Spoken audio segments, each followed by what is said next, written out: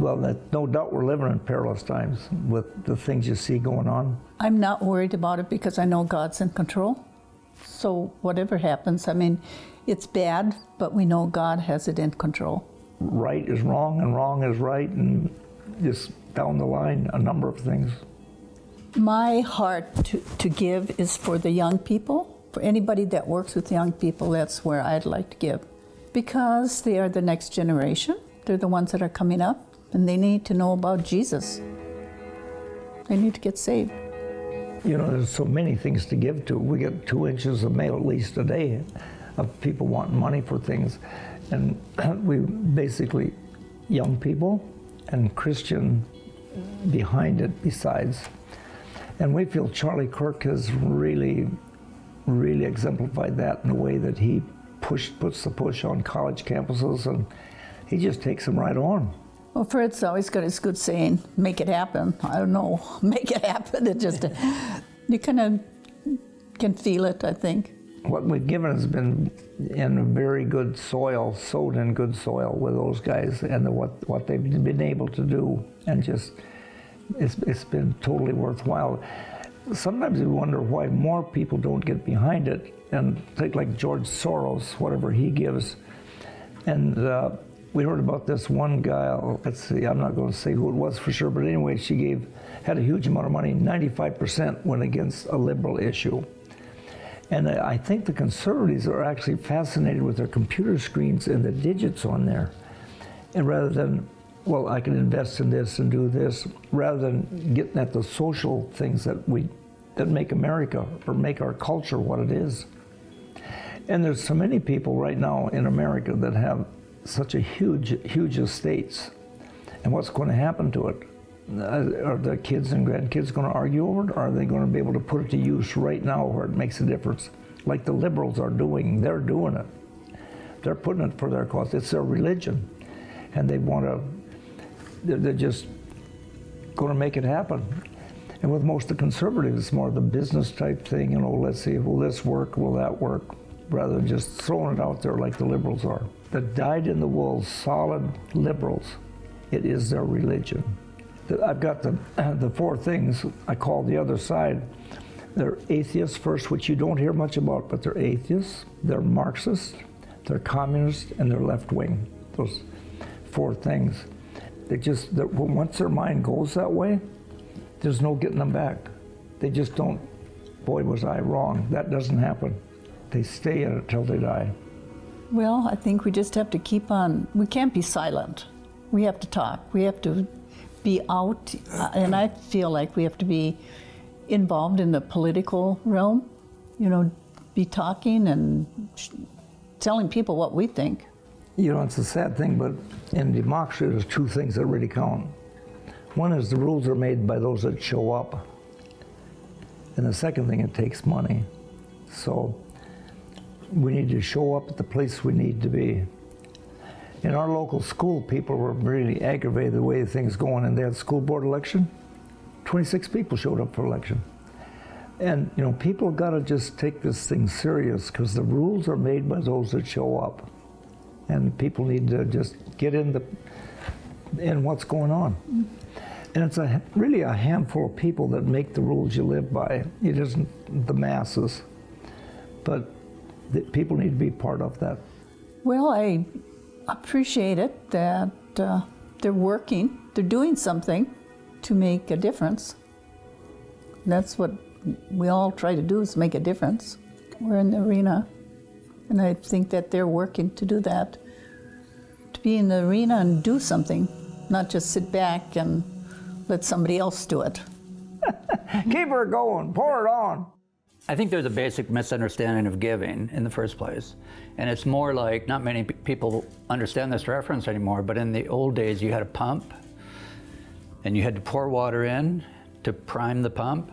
And giving works more like that you're not testing God in your giving, but if you prime the pump, there's kind of an infinite resource there. And if God can get it through you, He'll give it to you.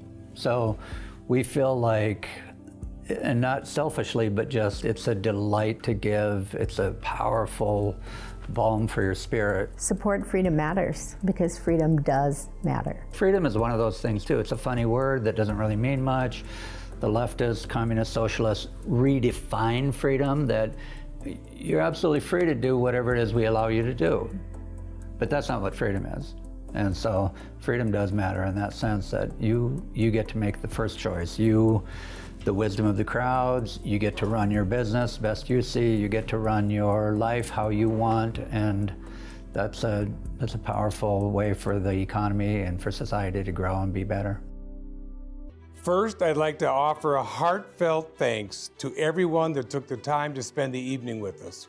You are about to experience a thought-provoking and inspiring message from one of the strongest conservative voices in America. For those of you not familiar with Freedom Matters USA, here's a brief history. 4 years ago, a group of us attended a CPAC event in Florida. On the way home, we talked about bringing in inspirational speakers into North Dakota. 2 months later, with the charitable support of North Dakotans, Freedom Matters USA was born. We've hosted Charlie Kirk, Peter McCullough, Candace Owens, and co-sponsored many conservative events in our state.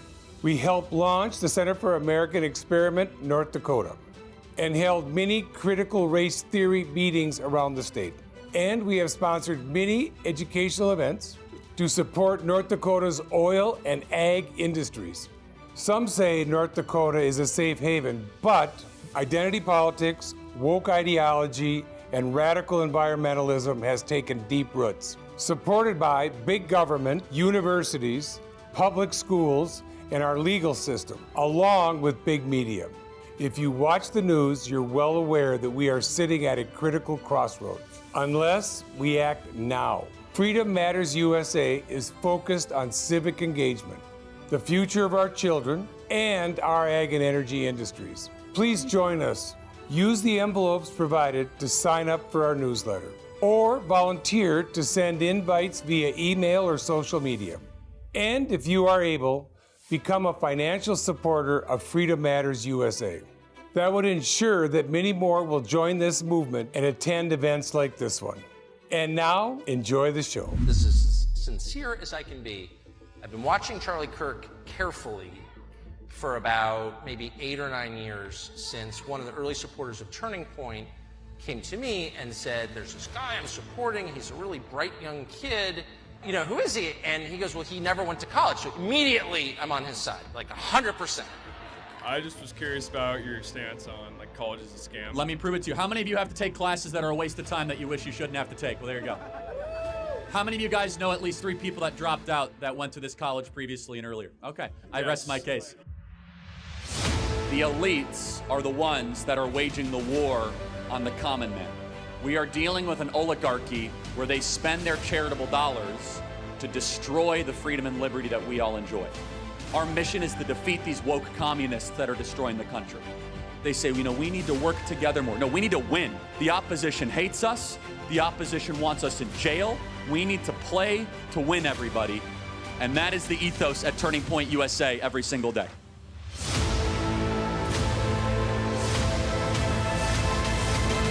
It's about the country. It's about eternal principles here.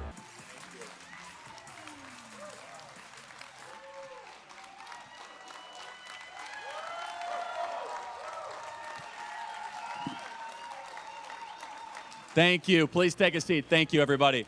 See, I always want the standing ovation at the end, not at the beginning. It's great to be back in North Dakota, one of my favorite places on the planet, and only Scott Hennon could get me back to North Dakota. We've had a very, very busy month this week, and Scott Hennon is the man. And I just want to say, I love meeting with all of you and talking with all of you. Thank you for those of you that still continue to listen to talk radio, especially the Flag Radio Network. I know a lot of you came up to me in the photo line. You said, Charlie, I listen every day. I listen every day. And that's so comforting, because for those of us that talk into a microphone in an empty room all day long, we're like, oh, is anyone actually listening to this? Turns out you are actually listening to this, and you guys are listening intently and getting something out of it. So I love the Flag Radio Network and love what Scott is doing, and you guys need to keep on listening and supporting. And understand I want to just riff on this for a second here. The significance of talk radio, it is one of the only places where the censors are not able to get to our ideas. There is no algorithm. There is no special social media manipulation. It is straight from host to listener. It is straight from host to you. And I feel as if talk radio is one of the most important things that remain in this country that keeps the conservative movement alive. And we need to also just kind of give a hat tip to the great Rush Limbaugh, who invented the medium, and understand what he did for all of us. And by the way, they're trying to get rid of talk radio. They've been trying to get rid of talk radio for years in D.C. They've been trying to get rid of talk radio by regulating the AM, FM requirements. In fact, they have this new thing. I'll never forget, I was talking to one of these electric vehicle wackos, and he said that we can no longer have AM radio in electric vehicles. Do you guys hear about this? Because it might make the engine combust. And that might be true. I said, no, you don't want AM radio because that's where real Americans get their information without the BS from CNN and NBC. That's why you don't want AM radio in the electric vehicles. Oh, no, it might make the vehicle. I said, hold on a second. If you're worried about an engine combusting, maybe electric vehicles are a scam and not exactly a great idea. You didn't like that answer at all. But no, thank you guys for listening. It is so important, and support the sponsors on the radio stations. We need to keep radio alive year over year over year. The bad guys have been saying that radio is dead, and we're showing that radio is alive and well, and so is the conservative movement. So honored to be back here, guys. You know, Scott is such a great friend, and Scott says, Charlie, you got to bring some hope here tonight. And so I'm going out of my way to be overly positive tonight. And then just before I get on, Scott says, yeah, you know, my wife said that you put up this great tweet about Biden's executive order and how he's mobilizing the entire federal government, you know, to become a get out the vote arm. And I said, I thought you wanted me to be positive, Scott. So I could talk about all the negative. We're going to do Q&A for quite a while tonight, and one of the longer Q&As I've done in a while, so I look forward to that. But I want to give you 5 positive things, 5 wins, and it's not hopium. Do you know what hopium is? It's hope and opium mixed together, and it feels really good, but it's really bad for you. This is actual positive movements in the country, because I could go through the negatives. We don't have a southern border. We have an illegitimate regime, death of representative government. However, there are real things happening in the country that are fighting back against this, that people are waking up, activists are stepping up, and the best of America is yet to come, because the resolve and the spirit of America has not yet been destroyed by these oligarchs. So I think it's important for us to frame really what we're up against. What we're up against is not the typical administration. We know Joe Biden's not the president. We know that. Instead, there is an illegitimate administrative state that is running the country. And there is a better term for it. And it's very interesting. If you turn on MSNBC, which I do every morning, by the way, I record Morning Joe. I live on the West Coast. And I watch him. I say, Charlie, why do you watch that garbage? It's information warfare. You know what they're thinking, what they're saying. You could better understand their next moves. And they'll constantly say, our democracy is under attack. Our democracy is under attack. Now, I know you're with me. We are a republic, not a democracy, and that distinction is critical. We are a republic. Nowhere in our founding documents does it say we are a democracy. However, every time you hear the word democracy, replace it with the word oligarchy. Who said that? You are a good listener of the Charlie Kirk Show. You know what you're talking about, right? I beat that into you every morning. I love it. What is an oligarchy? So a monarchy is the rule of one person. Democracy is supposed to be the rule of the demos, the people. A republic is, yes, the rule of the people, but you have certain unalienable rights that cannot be trampled by the government, because God gave you those rights. Government did not give you those rights. But what is an oligarchy? An oligarchy is a rule of the few. And that is the best word to describe the transformation that we are living through right now, is that they are trying to transform us from a representative form of government to an oligarchy. And this has happened not so subtly over the last 20 or 30 years. And I'll prove it to you in one way. Who is an oligarch? An expert is an oligarch. How many times they say, well, experts say that we have to shut down all the schools because of COVID. Experts say you have to wear masks when you drive alone in a car. Experts say you have to get a vaccine that is perfectly safe and effective. By the way, we need massive lawsuits against these vaccine manufacturers for what they did, don't we? Massive lawsuits. And secondly, Fauci should be in prison for what he did when we locked down all of our schools in this country. Someone needs to pay, and I will get into that, the lost generation that was created after we locked down all of our schools. Experts say, trust the scientists. Oh, we have knowledge that you don't have because we went to a special intel briefing. That is not the rule of the people. That is the rule of the oligarchs. And that transformation is so important to understand because what we're fighting for is not a Republican revolution. It's not even a conservative one. Those are nice and we're going to get them. We want a restoration of the founders' intent of the form and the structure of government itself. Because it does not necessarily matter what party is in control. It matters what form of government are they going to be in control of. And if it is a Republican Party that is in quote-unquote control of an oligarchy, they're not actually in control because there's a permanent oligarchy and administrative state that is beneath them that is actually calling the shots. Sidebar, this is why Trump is different and why Trump is a threat to them. Because Donald Trump puts you in the room. Donald Trump increases the awareness and the activism so that the people can retake their government from the despots that have been running it the last 20 or 30 years. That's why he is facing 700 years in federal prison. That's why they're trying to take his business empire away from him. Because you're not supposed to care as much as you do. You're not supposed to know the names of Peter Strzok or Lisa Page or Bruce or Nellie Orr. You're not supposed to care about how bureaucrats work. Leave the business of running the government to the experts, and you guys don't get in the way. Trump disrupted all of that. And that's why they hate him so much, because he represents, more than anything else, a restoration of the founders' promise of citizens running the government, not the government running over the citizens. And that is a profound distinction. So these are 5 important things if we understand our goals. Our goal is to crush the oligarchy. Our goal is to say you do not run the country anymore, but it's going to be the citizens. And this is what drives me nuts, and I think you will agree, that if you do not have leaders that go to D.C., that listen to their voters, you no longer have a country, you have a colony, or you have something else. And we say America first, but it would be nice if the Republican Party started acting in America first ways when we send them to Washington, D.C. And I have polite and respectful disagreements with certain lawmakers here in the state. But I don't know about you, but I want money sent to the U.S. southern border, not to Ukraine, while we are being invaded. So that is the direction we want ahead. And these are 5 wins, 5 things that are happening in real time that are getting us closer. Number 1, I live in the great state of Arizona. There is no path to the White House without winning Arizona, period. You cannot get there unless some sort of a goofy math configuration. Arizona has 11 electoral votes. It was once a red state. We want to bring it back to a red state.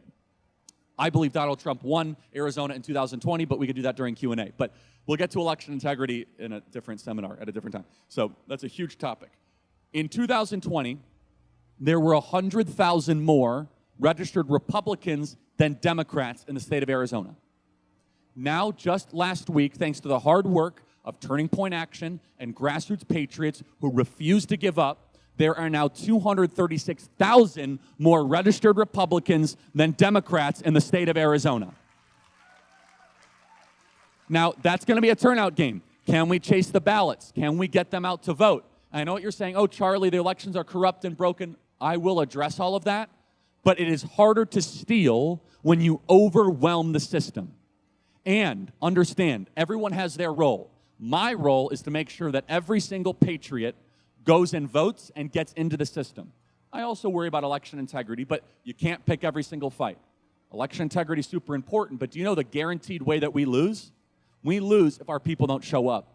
But if there's more of our people than not, we give ourselves a better chance so they can't steal it in at 2 a.m. any longer. So Arizona is a massive, massive benefit because the Democrats have been spending hundreds of millions of dollars in Arizona, doing everything they possibly can to try to get Democrats registered to vote. They have hundreds of full-time organizers. Yet despite that, we're being outspent 10 to 1, 15 to 1, 20 to 1.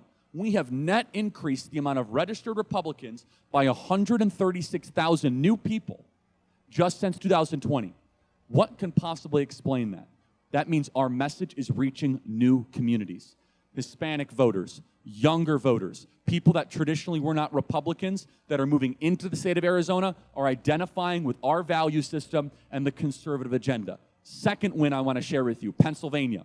So Pennsylvania recently passed a really stupid idea, but it's actually going to end up backfiring on Democrats, which is called the motor voter law, which means if you get a driver's license, you immediately get registered to vote whether you like it or not. And so we said, oh my goodness, this thing's going to increase a bunch of fraud. So there are 67 counties in the state of Pennsylvania. For the first time in recent memory, all 67 counties in the state of Pennsylvania are outpacing with more Republicans than Democrats registering to vote in the state of Pennsylvania for the first time in recent memory. They don't show you this on TV, do they? That's why you got to listen to the Charlie Kirk show. Doom and gloom will break you down, will build you back up, all in 3 hours or less. You know, you got plenty of doom and gloom too, but you got to talk about the good news too. And I just want to take a side note. The attitude that I don't like, that maybe someone here has, is Charlie, it's all over, it's all broken, it's all terrible, that Jesus is coming next Thursday and it's not falling apart, but it's falling into place. And I always say, look, maybe Jesus is coming next Thursday. What do you want to be caught doing when Jesus returns? Running like a coward to the hills or fighting for truth and righteousness and liberty when it matters most? So we are out registering them in Arizona. We are gaining ground in Pennsylvania. The third thing, which is one of my favorites, I want to spend some time on this, is the Democrats had a plan. They plan everything out. Remember, they are central planners. They're oligarchs. They're experts. They go to Harvard, which, by the way, can we finally defund all of these Ivy League schools as being cancers on society? Am I right? Yale, Harvard. We have a rule now at Turning Point. If you're from the Ivy League, you will not get a job. It's that simple. Like, we're not going to hire. If you go to Yale, I'm not hiring you. I immediately think you're a bigot if you went to Yale. I mean, you see what they're doing here? They're taking over these entire schools because they hate Jews that much. That sort of anti-Semitism has no place in decent American society. So, secondly, they have a plan. The plan that they had was this. We're going to get Donald Trump in a bitter and bloody primary. We're going to try to make his poll numbers go down. We're going to put him on a debate stage where he's going to have to scream at a bunch of candidates. And the Republican primary is going to be expensive. It's going to be long. And he'll barely escape, if escape at all. In the midst of it, we're going to indict him, first in New York, then twice federally, and then in Georgia, make him spend a bunch of legal fees and bring down his popularity, bankrupt his campaign account. The Republican base will leave him, and it will be a shell of where a movement once existed with only his most fervent supporters. All the while, we're going to spend nonstop political advertising talking about Joe Biden's support of abortion, and we're going to waltz our way to election into November. This was their plan. Instead, Donald Trump won the Republican primary in historic fashion. You won every single state. Nikki Haley, I guess, technically won D.C. Guess what? You can have it, Nikki Haley. You won D.C. I think that's wonderful that Donald Trump lost the D.C. primary. I don't care if it's a Republican. A bunch of lobbyists don't like D.C. Love Donald Trump. Love him even more. So, but despite all of this, every time they indict him, this is remarkable, his popularity goes up. This is worthy of just thinking about for a second. And I believe it's because Donald Trump is no longer a person. Donald Trump is a symbol. And he's a symbol of how we believe our country, and with that, our government, has gone so far off track that a man who was an excellent president, the best of my lifetime, and I'm guessing the best of many of your lifetimes, is being punished for doing everything he said he was going to do, for having no new wars, a flourishing economy, and a secure southern border, and we are going to punish him by trying to throw him in jail permanently.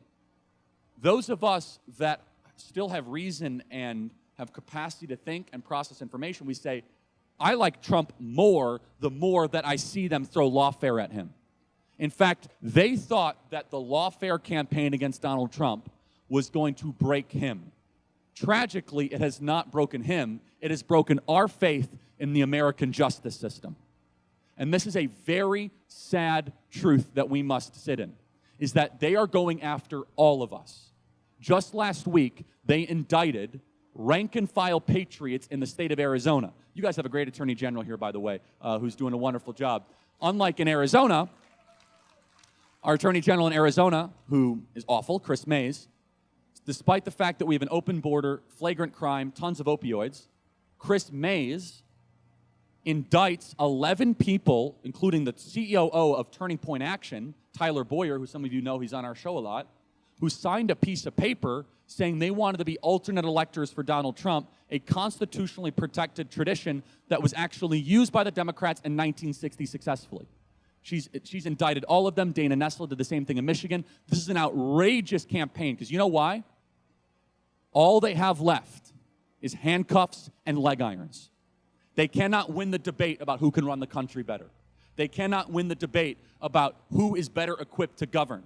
And so you might say, but Charlie, that's bad news. It actually shows that they are so desperate, they are willing to desecrate our legal tradition to lock up political dissidents permanently just because they don't like them. And what is remarkable, what gives me hope and gives me faith, because I wasn't sure. I was like, what country are we living in here? I will say I've never had less faith in our government, and yet I have more hope in the everyday American, such as you, because despite all of this, 50 to 51%, 40 to 45%, what state, still support Donald Trump despite everything they've thrown at him. That is remarkable. You've resisted the propaganda. You've resisted the nonsense they've thrown at you. Say, nope, I still support him. You want to indict him one more time? His poll numbers might go up even more. In fact, I don't know about you, when I see him sitting in that courtroom, which he's basically on courtroom house arrest, I think to myself, how did we get to a country where we are that corrupt, we are that broken? And the answer is very simple. It's that we're very close to overturning their oligarchy. That's how we got there. This is a desperate regime using everything they possibly can at their disposal. So Trump's popularity is remarkable. That's the third thing. Fourth positive thing I want to share, which is really important. A recent poll by Axios was done, and they asked everyday Americans, Republicans, Democrats, Independents, would you support Donald Trump's plan to deport all, they even said undocumented immigrants from the country? 51% of all voters say yes, send them all back home. 51%, including almost the majority of Democrats. Now, maybe it's not popular here in North Dakota, but guys, that's huge news. Okay, I guess it's the maybe. Okay. It's funny when I say that in Texas, they're like screaming and we need to deport every single person who has invaded this country under the Biden regime. We are being invaded on a daily basis. And despite the propaganda, they've thrown everything they can at us. We need to have the largest deportation effort in the history of this country, day one of Donald J. Trump's presidency. We need to have the cartels rounded up, anyone who is in this country illegally. And you would think, oh, we don't have the stomach for it. It shows the opposite. It shows that Americans are demanding this because they are tired of seeing the increase of crime, the overflow of social services, their jobs being taken. But it's more than that. It's an insult for those of you that follow the law. It's an insult for those of you that pay your taxes, that send your kids to schools and involve yourself in school board meetings. It's an insult to all of you that maybe came to this country legally, which is the right way to come, and we need to support that. It's an insult to all of you that say, I want to live in a country that's law-abiding, that you can border jump and waltz into the country 15,000 at a time per day, and somehow you're granted victim status. And to give you an idea how perverse Joe Biden and the Democrat regime is, Joe Biden, at the State of the Union, screwed up Laken Riley's name, the young girl who was brutally murdered while jogging at University of Georgia. He said something of the sort of, I don't support illegals or something like that. He had to go do an interview a couple days after saying, I didn't mean to say that. They're the people who built this country. That's an offensive term. You can look it up. You can fact check me on this. That the priority is given to the criminal and the citizen is de-emphasized. If we do not have a massive deportation effort like any other sane country would, we are no longer a country.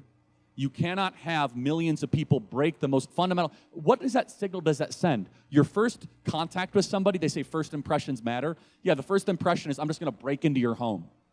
Like, okay, yeah, I'm sure you're a nice person. Besides that, like, are you going to pay rent? No. Like, oh, really? Thanks for like taking the car too. Oh, it's all going to get better from here. And what is a tragedy is that they are taking advantage of our generosity in this country. Is that we are a generous country. We are a charitable country. We are a good country. We have great people that sacrificially give to help other people. However, we are not a country that should ever embrace chaos, discord, or the intentional erosion of the rule of law. And when we see that happen on a daily basis, what it does is it makes it harder for us to enforce our other laws. Oh, they come across the border, on the southern border? Okay, I guess looting is fine now, which it is in most American cities, by the way. Oh, I guess you can take up to $900 of goods in San Francisco, and it's a misdemeanor equivalent to running a red light or jaywalking. $900. And as I always say, if we would just follow the 10 Commandments and make that the entire federal law book, we'd be in a much better place than that garbage that we have right now. Very simple. Oh, you're not allowed to steal somebody's spot to come into America. Got it. Okay, thou shalt not. Oh, you're coveting to come into the country. You want to be? Can't go there. Sorry. Very simple, right? The 10 Commandments, the Decalogue, the rules for life. That right there. Oh, really? You want to have an abortion? Sorry, thou shalt not murder. Can't happen. It's very simple, right? Oh, really? You want to trans your kid? Okay, well, that like violates like many of the 10 Commandments, including making yourself God over nature. Thou shalt have no other gods instead of me. The point, I'm a little bit of a detour here, but we are living through the excesses of secularism in more ways than one. Final point I want to make here before I spend a little bit of time on the trans issue, which has become a very passionate issue of mine, which I believe is one of the more morally defining issues of our time, is what's going on with young people. Turning Point USA, we have our amazing Turning Point USA leader here doing a great job. Quigley, right? Is that right? What? Quinn, I'm sorry. Quinn, stand up, doing a great job. She's doing a great job. Thank you. And starting chapters across the country and just really doing a great work here. The amount of movement we're seeing with younger voters is remarkable. And in fact, data shows that young men are the most conservative that they have been in the last 50 years. Young men are the most conservative they've been in 50 years. You see that? Those men are knuckle punching back there. Now, young women are an opportunity for us. We've got some work to do, right? They are 4 points less liberal than they were in 2020, so that's good. But they are significantly liberal, and we could talk about that. But there is a right-wing revolution happening with young men in this country. You might say, why? From the moment that they enter school, especially white men, they are told that they are the problem, that it's systemically racist. You have white privilege. You're trampling on indigenous grounds. Oh, you misgendered me. Oh, you talked to a woman wrong and you're toxically masculine. And young men in this country are sick of the political correct crap. They're sick of the hyper-feminized culture, and they want to be men again, and the conservative movement is a vehicle that allows them to be men in this country. And this is a crisis. Without, again, I'm talking about positive things in this portion of the talk, but the younger generation is the most depressed, suicidal, alcohol-addicted generation in history.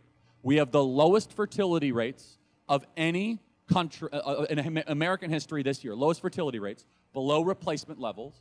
It is the least married generation, the least likely to have children, the least likely to own homes. And I want you to understand for a second, it is easy and tempting to look on TV and think that all young people are those psychopaths that are supporting Hamas. But there are tens of millions of decent young people that are doing the right thing that have been screwed. Let's play the tape back just 4 years. 4 years ago, we shut down a country that we never should have shut down, let alone schools, for a virus that did not threaten young people, with proms and graduations canceled, summer activities canceled, making them a permanently socially isolated generation where they stared at their screen all day long. While they were locked up, no offense, baby boomers got way richer than they ever have. Asset prices went up. Homes nearly doubled in value across the country. The stock market went from 19,000 to now 38,000.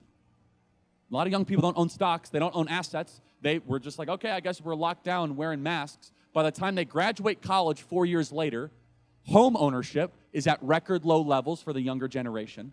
According to Zillow.com, you used to be able to own a home on an average $71,000 a year salary. Now, it might be different here in North Dakota, but I'm guessing there's similar trends. Now, according to Zillow.com, it's $115,000 a year to be able to buy a home.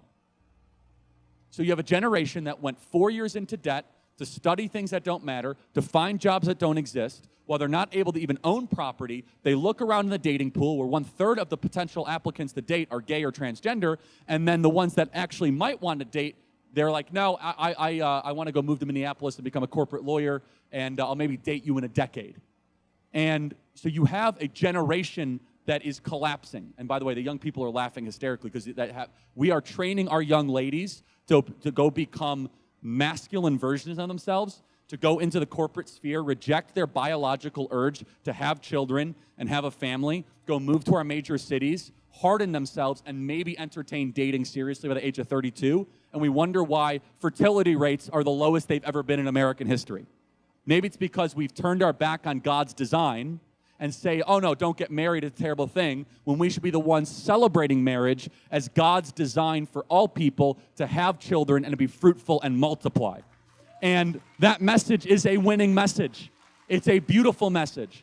And young men in particular, and I think as the men go, the women will go, I hope. Meaning that hopefully they'll lead the women along, because it's amazing. If you are a single 30-year-old single woman in this country, you're almost guaranteed to be a Democrat. It's like 85, 90%, right?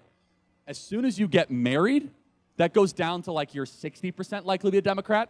As soon as you have kids, you're a right-wing raging Republican. And we laugh, but we say, wait a second, if I wanted to create a bunch of communist revolutionaries, I would have the three things that are so simple in American life not happen. And this is why people, they call me a radical and all this stuff. I say, no, actually my politics are super, super moderate. I want every young person to, first and foremost, be able to get married, have children without having to go into debt, and own a home.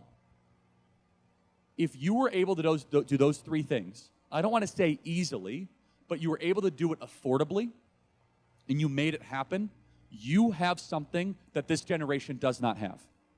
And you might say, oh, come on, quit complaining.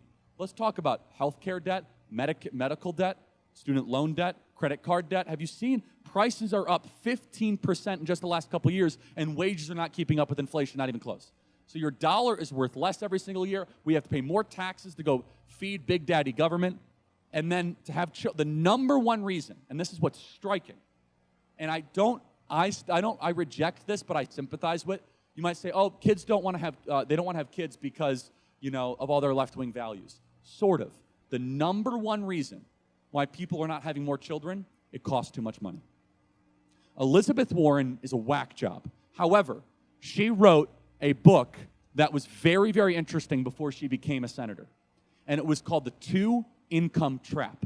I encourage you guys to read it. This was done 20 years ago, okay? This is back when she actually would do serious scholarship, where she said it's bad for America to force both the mom and the dad into the workplace. It's one of the most powerful books you can read. Again, it's like Pocahontas, it's crazy stuff. But you read it, you're like, is this really Elizabeth Warren? Like, what happened to her? And her argument is this. She said, it's not good for a majority of kids in America to be raised in daycare, which they are, by the way. Okay? I'm not against daycare. If you have to do it, totally understand, right? But I don't think anyone can make the argument that's the ideal, okay? And most parents who use daycare say, I wish I would not have to use daycare. In 1985, when many of you were hustling and bustling and making a good living, in 1985, you would be able to support a family of 4 on 36 weeks of work a year. So there's 52 weeks. That means anything over 36 weeks, you're building wealth, saving money, vacation time.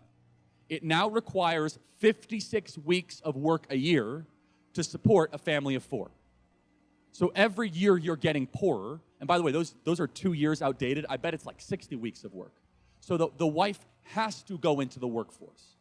And then the kids don't exactly get as much time. The divorce rate is, you're more likely to get divorced than married if you get married in this country. And so this generation says, what's the point? What's the path forward? And here's where it could go one of two ways. Is that it could go one way, where we restore homeownership, family formation, having children. Or this sets the table, and this is the danger warning, for a Marxist revolution like you've never seen in this country. If you have a generation of 40 million people that don't own property, that's a generation that will want to take other people's property. And it's hard to stop them because they have been scammed. They've been scammed through COVID, scammed at college, scammed in the workforce. And so my message to any Republican that will listen that's running for office is, let's turn them into our voters, de-radicalize them by getting them a home, family, and kids. As I always say, if you're paying a mortgage, you're less likely to burn down a Wendy's. Just like kind of the rule of life, right? I wonder how many of the people that participated in Floydapalooza had to go back and put a kid to sleep at night. By definition, when you have children, it de-radicalizes your Marxist politics. But if you're childless, own nothing, and not married, you are a sleeper cell waiting to be activated for a Bolshevik revolution. A sleeper cell at any potential time. Okay, I want to really zero in on the trans issue now. I think it's super important. Matt Walsh certainly is the best on this issue. I would give myself a silver medal in the sense that I have read every book I can get my hands on, because this issue, like many of you, it has bothered me at the fundamental core, which I have now come to the conclusion the trans issue, especially with children, but not exclusively children, is the quiet, subterranean, moral-defining issue of our time. That if we are not able to say that you cannot groom a 12-year-old, that you are not allowed to give cross-sex hormones to a 14-year-old, we have lost every cultural battle. And understand, I'm 100% pro-life and want to see abortion abolished in my lifetime. And the trans issue is an outgrowth of our inability to win on the life issue. If Satan can't terminate you in the womb, he'll try to get you to chop off your breasts and call yourself by a different name. It's all a life issue. And so I've been told that the Fargo schools are doing some wacky stuff in defiance to state law. We have to, I don't know the details. You guys can inform me during Q&A. I encourage every single one of you to do the following. That trans ideology, trans flag, pride flags should be nowhere near an individual under the age of 18 in the state of North Dakota, period. There must be a line in the sand drawn.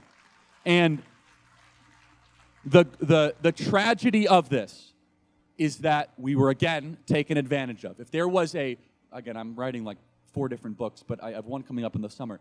There's a book I could write quickly, which is How Our Generosity Destroyed America. And essentially, we are so generous, and we always look at people as their better angels, and they take advantage of that. So, for example, I believe marriage, one man, one woman. I bet you guys are with me, right? And they beat us over the head for years, though. Why don't you want homosexuals to have your rights and all this? And we kind of lost that argument, to be honest. We shouldn't have, but we lost the argument. And we kind of stood for peace. Okay, you guys have the Obergefell decision, live and let live. And then all of a sudden they're like, no, we're coming after your kids. We're like, wait, I thought you just guys want gay marriage. Oh, no. It's live and let us rule. You see, it started with acceptance. You must accept me. Well, that's kind of weird. Like, why do I? Okay, fine, sure, I'll accept you as whatever homosexual thing. It's fine, okay, sure. Even though it's against my value system. Actually, no, you must celebrate me. I must celebrate you? What do you mean? I thought, okay, sure, flag. Don't, riot in front of my building. Okay, now you must participate. I must participate? Yeah, give us your kids. I'm going to say something provocative, but it's true. They cannot reproduce, so they must recruit.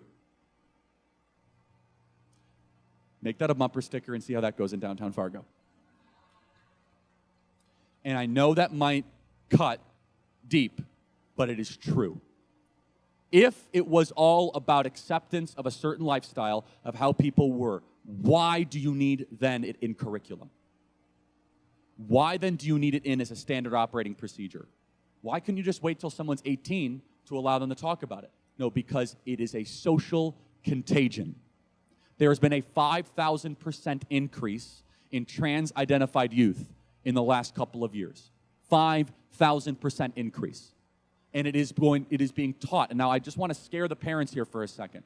If you have a daughter, much more likely than a son, but it still impacts sons. You might say, why is that? Young ladies are far more likely to fall for social contagions than young boys are. That's not a sexist thing. It is a factual thing. Young girls are more likely to cut themselves. They're more likely to get into those weird packs that were really popular in the 90s, early 2000s. Not a criticism. It's just true, and it's manifesting it through puberty anxiety. Transgenderism with kids, 99% of the time, especially with females, is I don't feel comfortable in my body, which, by the way, if you talk to every woman in this audience, there was a point when they were 12, 13, 14, 15 where they did not feel comfortable in their body. And the way you handle that is you love on that individual and you say, it's going to get better, I love you, I'm here for you. You don't say, let's go down to the gender clinic and plan your breast reduction surgery. Or, oh, how about hormones, honey? Which is happening to now over 100,000 youth in this country. So, happy to get deeper and deeper into this, but it starts with the little things. Because they'll say the following. They'll say, well, we just must be affirming. And you do not affirm a lie. I want to say that again. You do not affirm a lie. Now, that might sound cruel, but think about it. If somebody with anorexia came to you and said, I want liposuction. So think about those terms. Anorexia, I think I'm fat, so I do not eat. Liposuction, a surgical process where you forcibly remove somebody's body fat. Would you then, as a medical professional, affirm the anorexic's decision to go into surgery to get liposuction? You would lose your license and you would be destroying that person. So why is it any different with gender dysphoria? The answer is they have classified it as a civil rights issue, and we've been way too polite on this for far too long. If you're 20 years old and you want to wear a dress in your home, not my problem. But if you blur the line between adult and child and you come after a 14-year-old, it is all of our problems, and we are not going to put up with it, groomer. So I want to encourage you guys to fight on that. I think it's a civilizational defining issue. Okay, Scott, let's get ready for questions here. But in closing, Arizona voter registration going well. Pennsylvania voter registration going well. Trump's popularity is anti-fragile and resilient despite of what they've thrown at him. Deportations are more popular than ever. And finally, there is something promising happening with young voters, especially young male voters. It's an opportunity in front of us. They are seeing the collapse of several simultaneous bad ideas of secularism, globalism, of leftism, Marxism, and postmodernism. And if we do our job, we can lead the younger generation to be the most conservative generation in history. It's going to take work. It's going to take Turning Point USA. It's going to take high school chapters, college chapters, and of course, all of us continuing to speak the truth regardless of the cost. Let's do some questions. Thanks, guys, so much.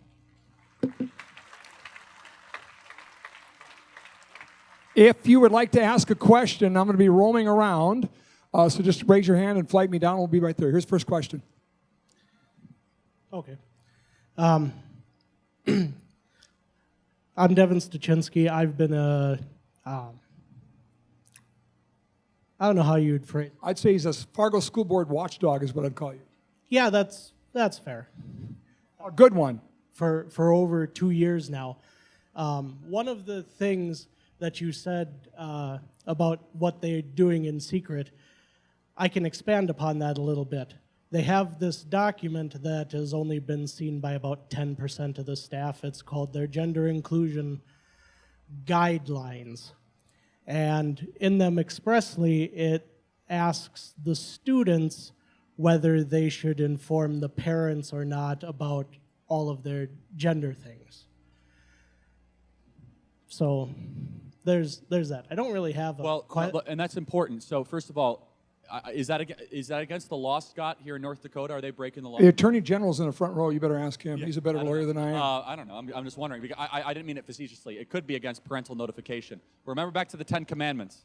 This is why the trans issue is bigger than the trans issue. They seek to obliterate the bond between a parent and a child.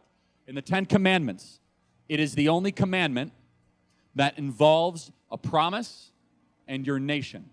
It goes as follows in the original Hebrew. Honor your mother and father so that you may live long in the land of which God gave you. You cannot live long in America if you do not have children honoring parents. Now, without going too deep into, I'm sure you guys are a religious group, so I can go pretty, if you're not actually, you need Jesus, so I'll just keep going anyway. So, which is very important. The word honor in Hebrew is a very interesting word. It literally means to treat heavily, to treat with weight, to carry around as if it's not light. Now, it's interesting. The word to curse in Hebrew is the same word to carry lightly. So if you to curse somebody, you are to carry it lightly. If you're to honor something, it's to carry it heavily. Interesting, the word parent. So honor your mother and father. The word parent, Torah, and teacher are all the same root word in the Old Testament or in the Hebrew Bible. So the parent's role is to teach, as it says in Torah, and to guide the child in which the direction that they are in. It's not the government's role to teach the parent. That's what I'm getting at. Okay. That's I'll do more Bible history in a second. But yeah. And then the question I had is, next time you're on Tim Pool's show, would you please bring him something positive to talk about, because he's so black-pilled all the time. Yep. See, if I get known as positivity, I will have fought my nature. Not because I'm naturally negative. I'm naturally real. And it is dark right now, okay? But you shouldn't always act how you feel. Fighting your nature is one of the most important lessons of the Bible. It doesn't matter how you feel. You must act in the proper and correct way. So when things seem overwhelmingly negative, okay, they are negative, but there are a lot of positives, and there are a lot of things to hold on to. And we have an election in November, and we have a great candidate, and we still have agency, and Jesus is still on his throne. Yes, next question. All right, back here. Hi, my name's Tanner Smith. I've been a fan for quite a while, so thanks for coming. I guess my question is just in general about, I feel like the conservative movement has just been pointing guns in every direction that we can for a while, and I kind of like the excitement, and I feel like any direction towards the right is good at this point. But something I've been wondering is are we being psyoped at all by this whole movement against like private businesses and corporations instead of focusing on politicians that are not doing the right thing? Every politician, right or left, constantly talks about everyone being influenced by like corporations and things like that, and it seems like we're taking away from actually talking about the people who make decisions instead we talk about businesses. Yeah. So that's a great point. So if you didn't quite track that, it's a lot of social, and it's okay. It's not your fault. It's that if you are under the age of 30 and you're in this room, you probably know all about the Daily Wire drama. Yes? If you're over the age of 50, you're like, what are you talking about? Okay? The way that young conservatives consume information is profoundly different than how older conservatives consume information. We are unique. We are on 150 radio stations. We're on Real America's Voice, Flag Radio Network, and we're also very popular on social media. So we actually transcend the political generational landscape, one of the only ones that do that.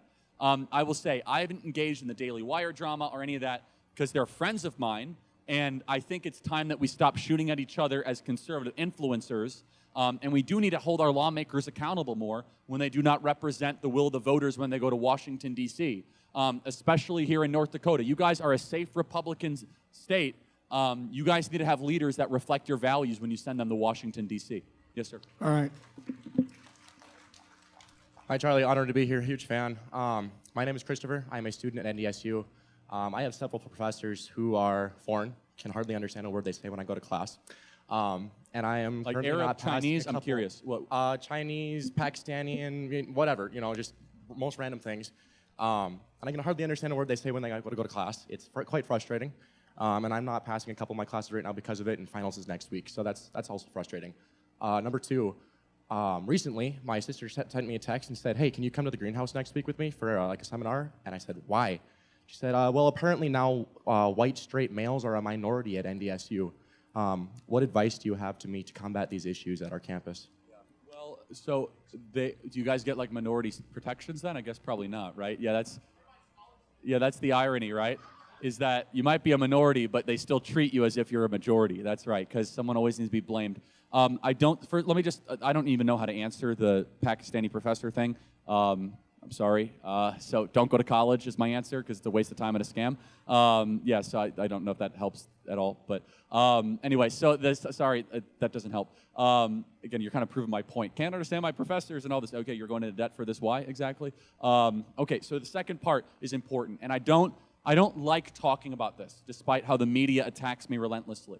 But I also say things that are true and are real, because you guys tune in every single day, and you trust me with your time, and you trust me with a lot of other things, with sometimes, supporting organization, whatever, Turning Point. And so I tell you the truth, regardless if it's popular. And there is a war on white people in this country, specifically on young white men. Now, I don't think we should create, our own racial identity group like the left has with BLM. But if we don't acknowledge that the idea of colorblind society is currently under attack, and that affirmative action and hiring practices, it's harder and harder for young, conservative white people, especially, to get into corporate positions, then we are fooling ourselves. And it is a self-hating ideology in our corporate practices, in our federal government, in our college admissions. And so it creates a fair amount of, I'm mad as heck and I'm not going to take it anymore. And the proper way to respond to that, I don't know how to respond to the part that you're now a minority, but here's what I will say. Even though all these things are happening against you, don't allow yourself to act like a victim. And that's very important, because nothing drives me nuttier than when people say, okay, it's rigged against me. What's the point? Give me a bunch of free stuff. You could fix the injustice, which we should do, right? And there's a great new book, by the way, by Jeremy Carl. I had him on my show, which is literally a 500-page book that talks about the war on white people. If you don't believe it, you will be speechless. From what kids are being taught through K through 12 schools, from how people are hiring jobs, to black-only dormitories, to black-only graduation ceremonies, to corporations saying we are not going to hire white men anymore, outright saying it in a violation of the Civil Rights Act. So I don't like talking about the topic because people take me out of context with it, but instead, you must say, you know what? It might be rigged against me. I'm going to work harder. I might start my own business, and I'm going to prove people wrong. That's the proper way to respond to injustice, not just kind of complaining all the time, which I'm not saying you will. Thank you. Hi, Charlie. My name is Randy. I'm from South Dakota. Again, I just want to give you one of my favorite quotes, and I'd like you to comment on it. Knowledge is gained by study, whereas wisdom is gained by observation. Now, we have so many educated people who will lack any common sense or any sort of wisdom.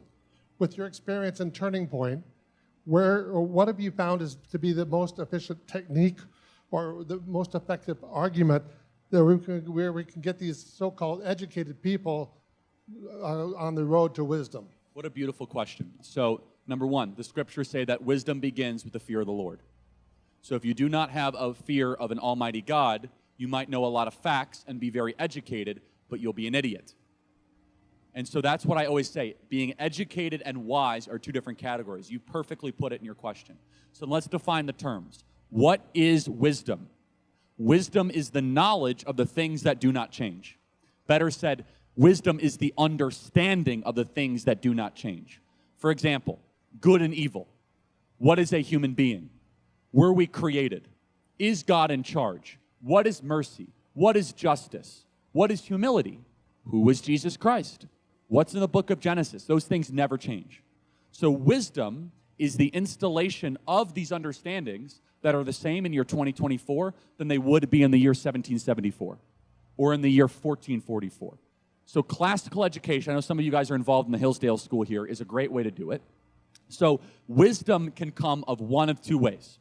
Yes, observation, but it can come through life experience, so getting your teeth kicked in for a long period of time, mostly through pain, so pain is a teacher of wisdom, or reading beautiful things with humility and studying them closely, starting, of course, with the Bible, right? So you can get wisdom from other texts and other authors. We do neither of those things. Instead, we fill an entire generation full of rubbish and call them educated and give them a lot of cockiness and confidence to go destroy the world around them.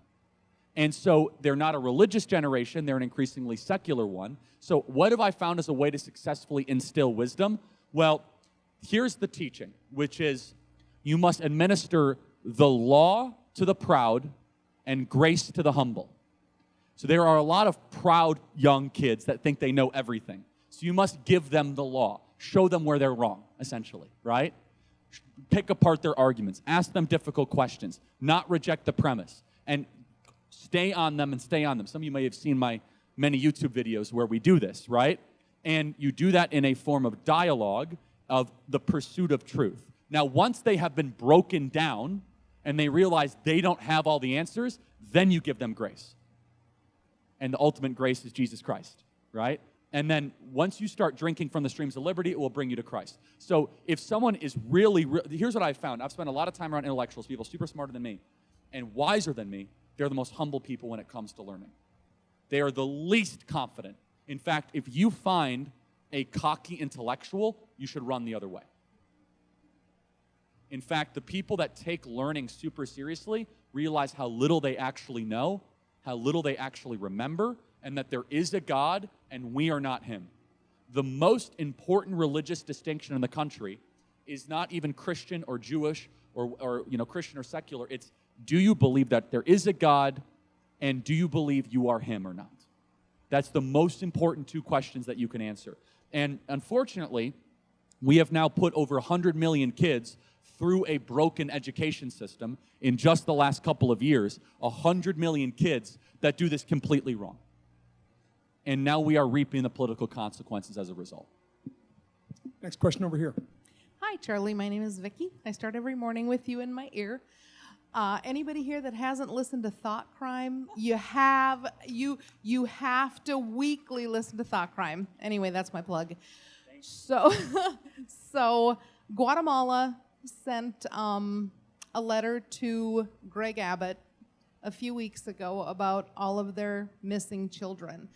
It was articulated in the letter, all of the NGOs, that they've done, I'm embarrassed, I'm ashamed, because it's my country, and they've articulated how their children are going missing and that they're coming into America. Is anybody, I've heard nothing. I've had my ear to the ground trying to figure out if anybody's doing anything, and I thought maybe you would know. That's a great point. I need to do a segment on it, so I will. Thank you for reminding me. So let me kind of add context. First of all, the book is Unprotected Class. I meant to answer your question. The earlier book is Unprotected Class by Jeremy Carl. So the answer is very few people. Laura Logan is trying to do some work on this topic. I need to just explain what her question was in layman's terms. It was a great question, which is a component of the open southern border are at the minimum thousands, probably tens of thousands of child sex slaves that are brought into the country and used as toys for cartel members and for rich people that purchase them as sex slaves. Just a fact, right? And so you go to, if you've never been to the southern border, I don't recommend it, but if you really don't believe me, you can go down to any one of the sectors and you will see fighting age males with 3 girls that are 11, 12, and 13. And they'll say, oh, these are my daughters or nieces and nephews. The Biden regime has said no more DNA testing. They got rid of all DNA testing. So understanding DNA testing takes 90 seconds. 90 seconds. Swab, swab, swab, machine. We have amazing technology. They've gotten rid of it all. So as long as they claim they're the family, he can enter in as under asylum. So he enters with his sex slaves, and he goes to Houston or Atlanta, and if I am bothering you, I hope I'm bothering you. Because we act so pridefully that we got rid of slavery in this country. We never got rid of slavery in this country. There are more slaves being trafficked across the border. Now, there are labor slaves, there are sex slaves. The sex slave one is the most egregious. And if you do not believe me, I could point to you. Every so often, you'll see a story, and there was one about 6 months ago, huge raid of a home in Houston where there was a huge brothel, and there were 68 girls that were illegally trafficked into the country that were being used as sex slaves, all under the age of 18, right? And so, yeah, Joe Biden is helping facilitate and co-sponsor these missing children. And so Guatemala has come out, and they're like, hey, we have all these missing kids. Do you know where they are? Because we have reason to believe they've been trafficked through the interior of the Central American Triangle of Mexico into the country. And Biden doesn't even respond, right? And there are a lot of reasons for this, but if you're not convinced that the southern border is a spiritual issue, I don't know what to tell you. And honestly, shame, shame, shame on the Christian community for the continued silence of our pastors on the southern border while this continues.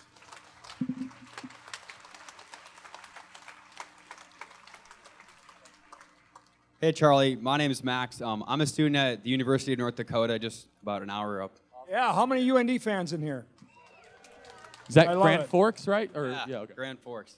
And so I'm a conservative student who's part of student government. I'm running for the State Board of Higher Education for the state of North Dakota. But what I found is there's a lot of students on our campuses that are conservative. Like the vast majority of the students are conservative. But every one of the students that are in leaders or positions of leadership are all leftists.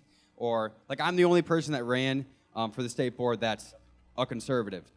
And so in a climate that's dominated by Republicans and conservatives, how can someone like me motivate students on my campus to get more involved like I have and spread the ideals? So this is a really important question, and it is probably unique some ways to North Dakota, but not really, which is you say most of the kids you talk to are conservative. When you fill in a college campus, that's not exactly the shared experience of every campus. But understand this. I'm not shocked that the conservative kids don't want to get involved in student government. Because for us, politics and government is not the greatest good. Friends are more important than government. They are. They should be. Family, church, even work. Government should be a sideshow that we don't think about, that doesn't get in our way and does their simple tasks, and we don't have to talk about politics all day, every day. But we become politics obsessed because government has broke the contract. Because government is doing things it shouldn't do and is not doing things it should do. For example, government is locking January 6th defendants into gulags in pretrial detention because they prayed a silent prayer, or granny's going to jail, and they're not securing the border. So that involves us to politics. But for the left-wingers, this is their church. This is their meaning. Politics gives them the same sort of satisfaction that you might get from leading a small group Bible study, or bringing someone to the Lord, or getting married. For them, government and politics is everything because the state is God. And so we're always going to have an uphill battle, and that's why Turning Point is so important, is because we argue, we have TPUSA Faith, which is a major pastor's project. Woo, geez. We just had a huge event, by the way, this weekend. Where was that event? Some random. Bismarck. I was told it went very, very well. We had a TPUSA Faith event at Bismarck. And our role in the churches in high school and college is that we say, we know you don't like government and you don't care about government, but if you don't fight, government is going to care about you. And I wish we had the country we grew up in where we didn't have to think about politics all the time, but it's interfering with us. So stay involved with Turning Point. Happy to help you out, and give it up for this young man for wanting to make North Dakota a better state. Okay. Hi, Charlie. My name is Molly, and my question is in regards to the church.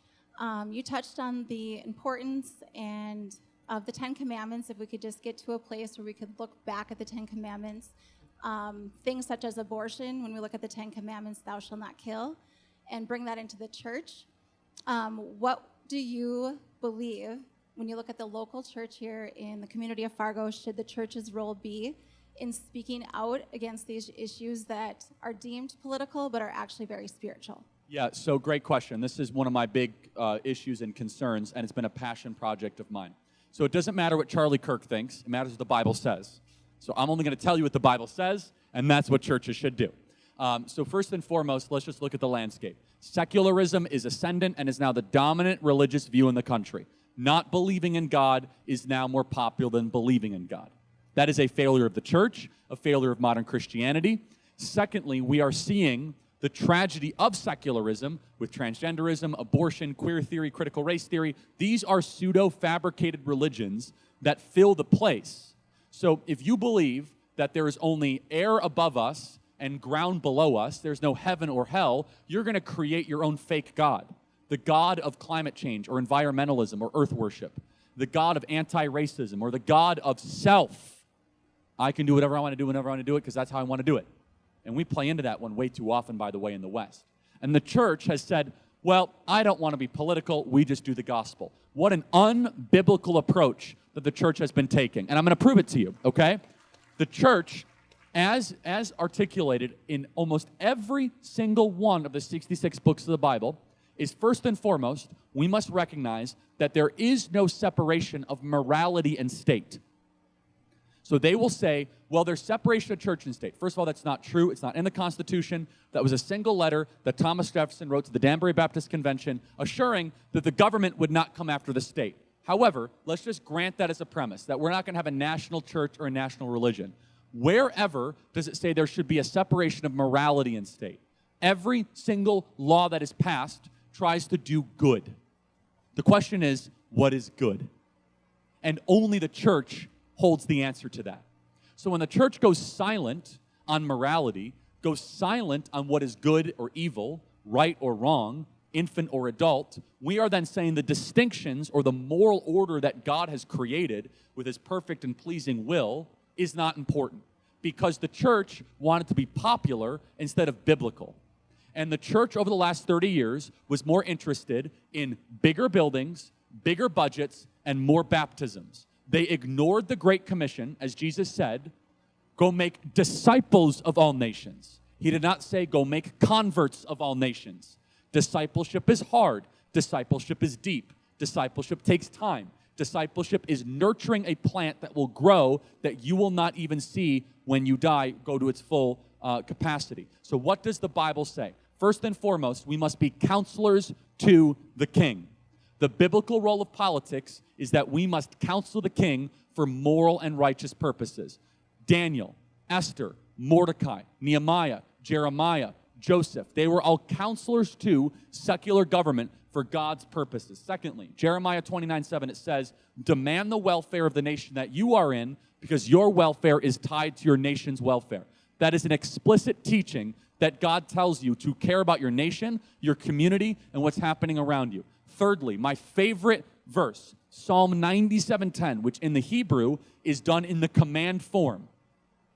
If you love God, you must hate evil. How many American churches are actively even talking about what evil is, talking about what sin is, let alone hating evil?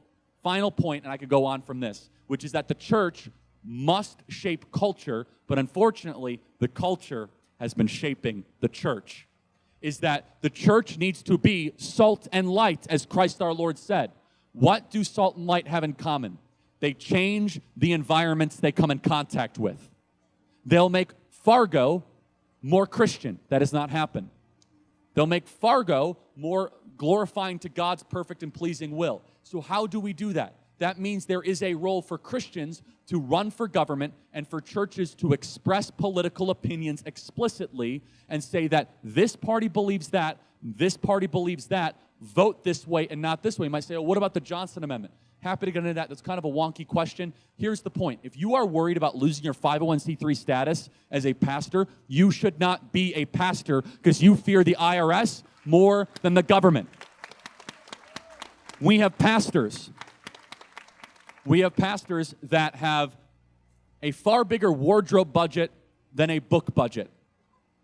We have pastors that think church is a rock concert with nice coffee and organized parking. When we need a hot gospel, we need the law will bring you to Christ. What did I say earlier? Law to the proud, grace to the humble. How can you teach salvation if people do not know what they're saved from? You cannot teach redemption if you do not know sin. You're just then teaching a best help seminar to a generation to say, hey, Jesus will increase your 401k and Jesus will make sure you get that next job. That is not true. Your life may materially improve if you invoke God's perfect teachings into your life. Maybe that doesn't make you as if tragedy won't hit you, and that makes converts not become disciples long term. So what should the church do? The church should be salt and light. They should be explicitly biblical in all of its stands, which is, number one, we're never going to allow the church to be called non-essential again. When weed dispensaries, liquor stores, and maintenance stores are allowed to remain open and the church is closed. Number two, life begins at conception with no exceptions, and we are going to be pro-life through and through. And number three, that God created male and female with certain distinctions, and we stand against the transgenderism, which is an ideology from the pit of hell that destroyed God's perfect distinctions that he set up in his word. And that's the short answer, by the way. So, all right, we'll go about 10 more minutes, right, Scott? Yes, sir. Hi, Charlie. My name is Lexi. Huge fan. I wanted to reflect back on something you said earlier in your talk about the hyper-feminized culture and how it is harming and angering young men in our society, especially in the college environment. My question is, as a woman who does not align with modern feminist concepts, I guess, what is your advice for those of us that are trying to fight against modern feminist culture and trying to restore proper balance between men and women and not this equality that they're fighting for? It's a great question. Thank you for that. And by the way, if modern feminists spend as much time hating men as instead of doing that, they should just, like, I don't know, stop men who think they are women from coming into their locker rooms. Country would be a much better place. But anyway, it's so funny to me. They're like, we hate men unless you think you're a woman and you're one of us. I'm like, what is that all about? It's very bizarre, very weird. I still haven't figured that out. I've asked Alana. It's a great question. What can you do? Well, first and foremost, you have to live out the micro, which is look for a serious marriage partner as early as possible. Try to get married as early as possible, have a ton of kids. Now, parents don't like when I say this, because that's why you're also responsible for the declining fertility rate. Parents who say this, it's very funny. Parents are like, don't tell my kid to get married too young. I was like, do you want grandkids? And they're like, oh, yeah. I said, well, okay, if you wait till over 30, it's a 50-50 chance. And they're like, what do you mean? I was like, you realize it's not a sure thing, first of all, with fertility rates and the garbage that we're eating and with the vaccines and with all this nonsense that we have, that your kids will even be able to have children, okay? Secondly, are they going to be able to find a partner over 30? It's no guarantee. So why have we said to stop getting married when we've traditionally always done it? Like, why are we trying to micromanage to go, like, build a big corporate career so you can have, like, a nice apartment, be a corporate partner, and, like, have a bunch of cats? Like, I don't understand, like, why that is exactly appealing to people. And finally, you need to speak out against these feminists and be like, no, we need strong men. We want to see this masculine movement restore men. There are estimates, 5 million men that have just checked out of society. They're basically living with their parents, they're not working, they're not dating, they're not doing anything. They've just checked out of society. We call them drifters. You guys might know some, by the way, and you're all nodding your heads. We don't have that same number for women. Estimates are there's about 300,000 drifter women. I want you to think about that. About 5 million men that have just checked out of the dating pool, checked out of working, and they're done. Video games, maybe a little cryptocurrency, and a lot of Uber Eats and weed. And that's really troubling everybody. And you can half blame them. I would, I think they need a male role model to scream at them in the face, but their excuse is, what's the point? To go, into a dating pool where the women don't want to marry and they're not serious about it, where the entire society is rigged against men. I don't think those are good excuses, but they're all individually making that decision as a collective. It's very, very troubling. Okay, yeah, I hope that answers your question. Next question? Right here. Okay. Yep.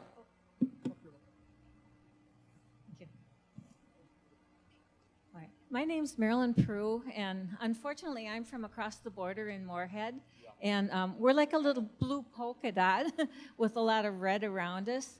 And as hard as we've tried to get candidates because we just need one. Our candidate, that's our representative, is an activist that's like believes in abortion until the whole 9 months and the whole thing.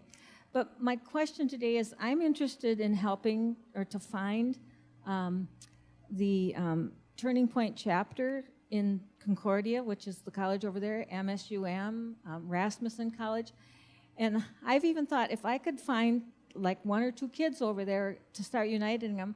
My home is right by the college, and I would like even offer a dinner so that we could have some kind of social or something to bring the kids in. I love that. And Quinn can help you. okay, I got it right. that's what I'm hoping for, to find somebody and to get started. She's doing a great job. She can help you out. Okay, very good. Thank you. Excellent. All right, 5 minutes, Scott. Yep, 2 more questions. Here we go. Hi, Charlie. This is Landon Alex. I'm the president of the Turning Point chapter here over at NDSU. I was just wondering, it's become more of a prevalent issue lately, and I've heard several Republican politicians and conservative speakers and stuff like that come out in support of IVF and surrogacy and say that it's a good thing and that we should not make it illegal and stuff like that. And personally, I think it's a great evil, it's a great atrocity.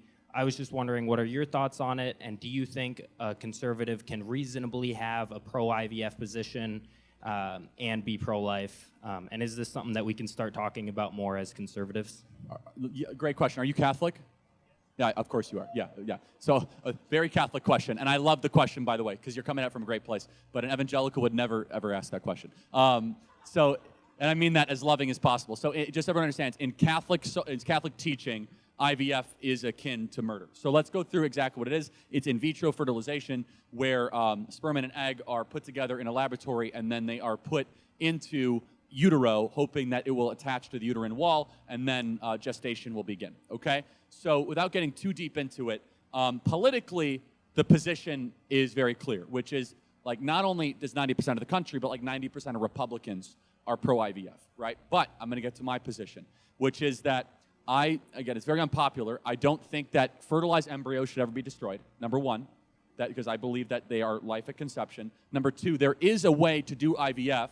It's just a very low likelihood of it working, which is you only do one embryo at a time, implanted at a time. Because the issue with IVF is you destroy a lot of the embryos and you put a lot of embryos into utero that will not survive. That's why you get a lot of twins and triplets. I will tell you, though, I'm morally conflicted on it because some of my best friends and change makers for Christ and for patriotism are IVF babies.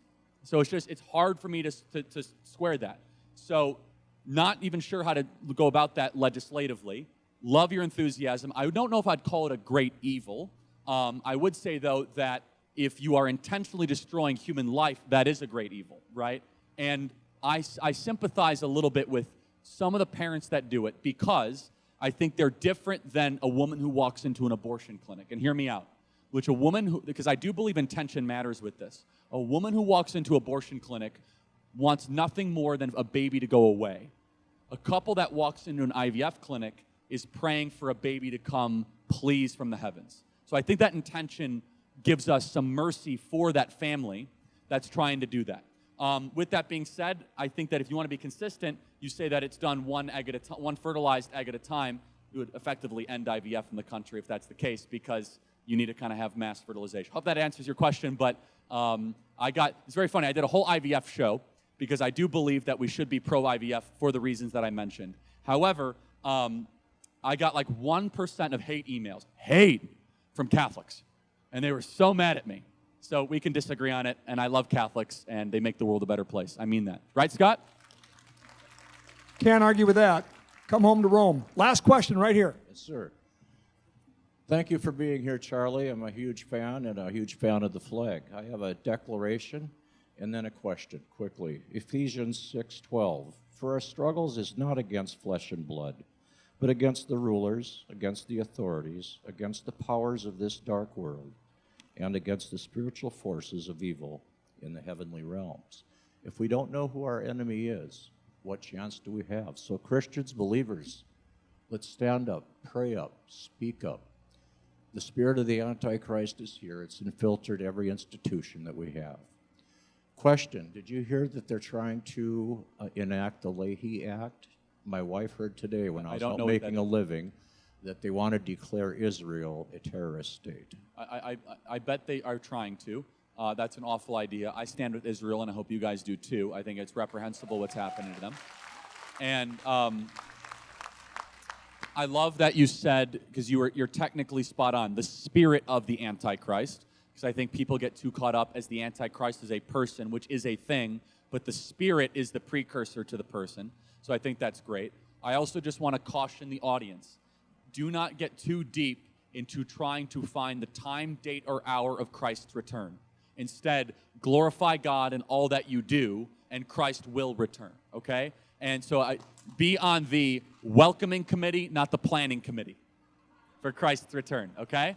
Final point I'll make, is that okay, Scott? Yep. One final thing, which is I want to thank you guys for supporting Turning Point USA and Turning Point Action. I want to thank you for supporting Scott and Freedom Matters. It's a wonderful organization. You guys have to keep on fighting here in North Dakota.